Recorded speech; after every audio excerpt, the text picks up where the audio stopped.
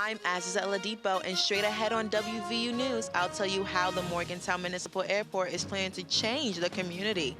I'm Melissa Aquavell, and coming up on WVU News, I'll tell you how one school is integrating technology into its art program. I'm Kaylee Gunderson, and straight ahead, I'll tell you what you should know to protect your identity from fraud when shopping this holiday season. Our Emmy Award-winning WVU News starts now.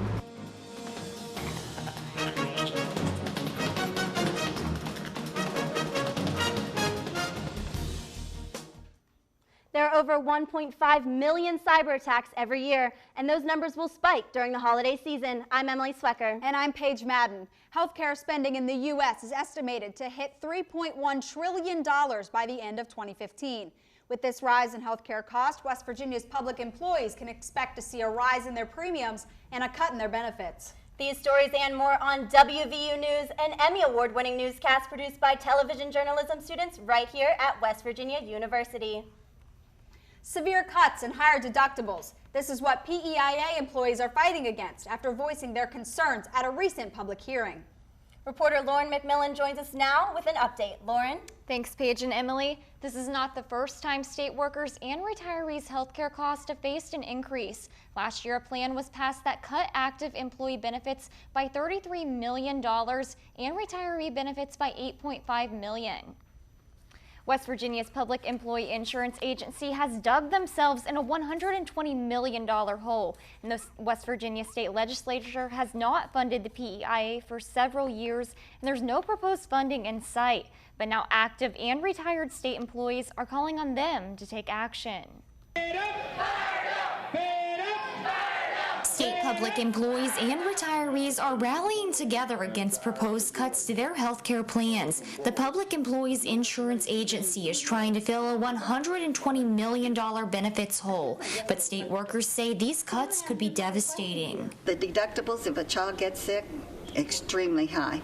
Coming back to your retirees, when you have to decide whether you're going to buy your medicine or buy food, that's tragic. State law prohibits PEIA from raising premiums for active employees, so deductibles are going up. Next year's proposed plan would cut active employee benefits by nearly $84 million and retiree benefits of nearly $40 million. Part of the problem is the state hasn't given the agency any additional funds in 4 years, but workers have a clear message for those in Charleston. Step up and make sure that they fund this completely so that no longer do public employees have health care insurance funded on their backs. Legislatures say the issue will be closely looked at in the next session, but there's no clear solution. We obviously don't want to put too much pressure on the state taxpayers, but at the same time, we can't afford to lose our good workers and our good employees either. Until then, employees say they'll continue to make their voices loud and clear. We're going to go after this, and we're going to do our very best to get this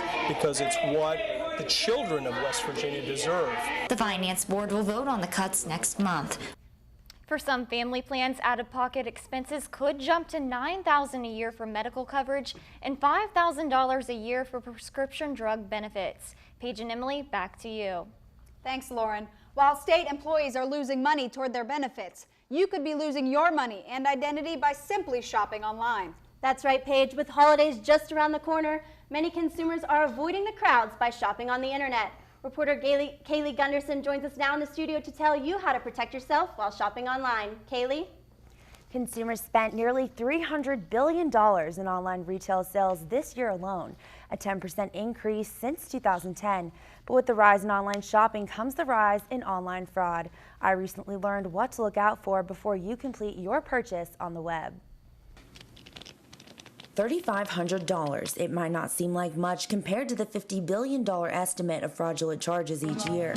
But this financial loss came as quite the shock to WVU student Caroline Zacon, whose identity was stolen with just one click on a site that claimed to be Apple. They really tricked me. I didn't figure out that it wasn't until the bank was like, okay, this is fraud. Your identity's been stolen. Within minutes, they were able to access her computer through Wi-Fi and obtain the data they needed through her saved payment information on various shopping sites. Similar to this approach is cross-site forgery and scripting, which Alex Jasso explained as attaching fraudulent links to regular shopping sites. You think you're going to the right link, but that site has been compromised and an incorrect link has been put in, which will redirect you to another site where it looks legit, and you're like, oh yeah, I really like that shirt, I'm gonna buy it. And once you have entered in your payment information, it's too late. 15 million people will fall victim to cybercrime every year in the U.S. But there are things to look for, especially when online shopping, that will tell you if the site you're using is secure before making a purchase. Double-checking the web address and paying attention to shipping confirmation emails are simple steps to keeping your identity secure. The time it takes to make sure it's a legit site or a correct email is a lot less than reversing what happens when your identity is compromised. Make sure that you don't trust anyone on the internet, that it's the internet, these days anyone can pose as anything, anyone. The FBI sees a significant increase in cybercrimes during the holiday season, beginning on Black Friday and Cyber Monday. For information on how to protect your identity this holiday season, visit defendyourdata.wvu.edu. Another tip for secure online shopping is to not enter your credit card information on a pop-up screen, which is a favorite tool of fraudsters to collect information. Thanks, Kaylee. The holidays are not only a busy time for shoppers, but also for travelers. As students are preparing to head home for the upcoming break, some must travel farther than others. But with the planned expansion for Morgantown Airport, traveling will become much more convenient. Reporter Azizat Ladipo found out how the airport is getting bigger and better. Morgantown Municipal Airport is planning to extend its runway from almost 5,200 feet by adding nearly another 1,000. WVU and the Air Force Reserve have already promised to contribute millions of dollars each. By having the additional length, it'll allow at least the basketball teams and down from all the universities coming and going to land here, and probably the football teams if they choose to. Nearly 15,000 students will be headed home this upcoming break, which puts transportation in a higher demand.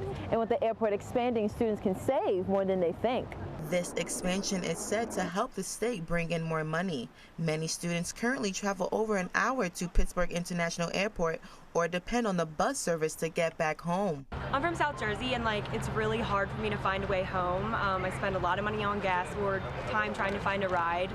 So the airport expanding would definitely help me getting home and make things a lot easier. I'm from Ohio, but I use Pitt much more frequently, and so I'm excited about the expansion just because of the fact that it'll probably be a lot more convenient for me when I travel from now on. The next step for the expansion project is to get the design approved by the Federal Aviation Administration. Azizat Ladipo, WVU News, Morgantown. WVU Greek life has faced its fair share of bad publicity. Most recently, Phi Gamma Delta has been placed on interim suspension after a prank abduction. But WVU officials are taking this opportunity to change the face of Greek life on campus. Newly appointed director of Greek life, Roy Baker, has expressed his plans to help build up both fraternities and sororities. His plans include expanding the philanthropy aspect while also emphasizing safety in their social functions. Meanwhile, police are continuing the investigation of Phi Gamma Delta. More than 80% of U.S. school districts have cut their funding, with the majority of the impact on the arts. So what does this have to do with our Social Square segment? Audrey Kuntz joins us now from Social Square with the latest in social media and pop culture news. Audrey? Thanks, Paige and Emily. Studies find that art education programs improve academic performance, language development, and motor skills for students. Alyssa Aquavella explains how one Morgantown High School is taking their art program above and beyond using technology. This is our 3D scanner, which is basically... Experts say students who study art are 4 times more likely to be recognized for academic achievement. And Morgantown High School art teacher Sam Brunette says they're using the newest technology to enhance the art program. I think we try to push the envelope at Morgantown High through technology, through application, through materials, and we're just really lucky to be able to afford to do that. Brunette's class is taking traditional art forms to a whole new level. The Morgantown High art class is using the latest technology and software, such as 3D scanners and printers, to better prepare their students for real-life experiences. The 3D scanners and printers analyze objects and then replicates them into 3D models. It's definitely a different form of art, because usually there's just painting and drawing, and this is definitely a more modern take on that. The students design business cards, chess sets, self-portraits, and more. My favorite part is that I never go in with a goal of what to build. I just start making anything. I can shape it into whatever I want. According to Americans for the Arts, high school students with 4 years of art education average 100 points higher on the verbal and math portions of the SATs. The coolest thing about using technology in the classroom is the kids respond to it, they're attracted to it. Brunette's art class is collaborating with the engineering class, and they plan to design, program, and animate sculptures into a virtual game. Alyssa Aquavella, WVU News, Morgantown. Experts say art education promotes innovation and creativity, 2 of the top 5 skills looked for potential employers. Paige and Emily, back to you. Thanks, Audrey. The WVU men's basketball team has started a new season and is coming in with high hopes. Sports reporter Caroline Peters explains how an unexpected run in the NCAA tournament last year has earned them the nickname Press Virginia. I'm Caroline Peters, and straight ahead on WVU News, I'll tell you why fans are excited to come out to the WVU Coliseum. Every journey starts with a first.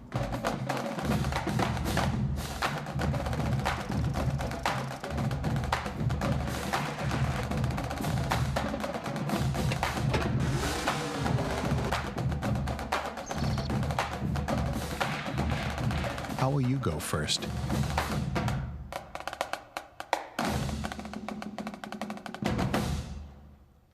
The men's basketball team is looking forward to another successful season after making it to the Sweet 16 last year. Sports anchor Joe Lipovich explains the pressure on Press Virginia for an even longer run in March. Joe? The Mountaineers finished with a 25-10 record and earned a spot in the NCAA tournament. The team lost to top-ranked Kentucky in the regional semifinals. Last season, the Mountaineers led the nation in steals and forced turnovers. Caroline Peters explains why the full-court press was the key to their success. This season, let us do it together right now as we Last season was the birth of a new title for the Mountaineers defense known as Press Virginia. The team used a full force court press to force its opponents into bad decisions. We can win with it. I mean, that's what we did a year ago, so I thought it gave us the best chance to win, and hopefully, you know, it gives us the best chance to win again. Last season, the Mountaineers finished first in the nation's steals and second in turnover margin, resulting in easy baskets for WVU. With 5 newcomers this season, West Virginia is facing a lot of changes.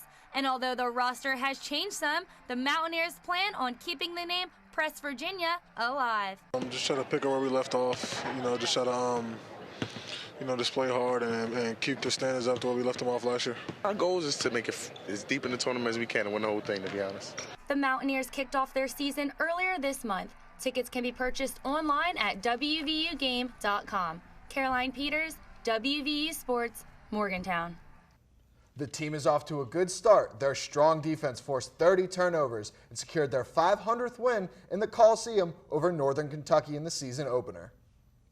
Thanks, Joe. The Sunnyside Superette is closed for business, and many students are sad to see it go. And Paige, it's been a staple of WVU for over 77 years, and now it's closed its doors for good.